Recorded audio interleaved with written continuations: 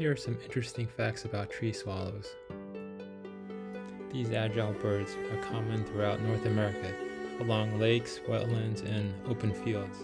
They like to nest in tree cavities or bird boxes, and it's pretty easy to spot, especially the males, because they have a shimmering blue feather, along with the females, which are duller, more of a brown or grayish plumage.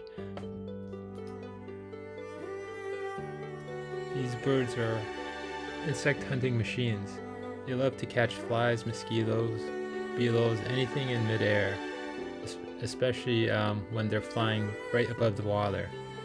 Their ability to change direction really quick is a major advantage for them, but for photographers, it kind of can be a headache. Sparrows can hit speeds up to 30 miles an hour when they're hunting their prey, and they also actually like to eat berries as well. It's not always like mosquitoes and bugs.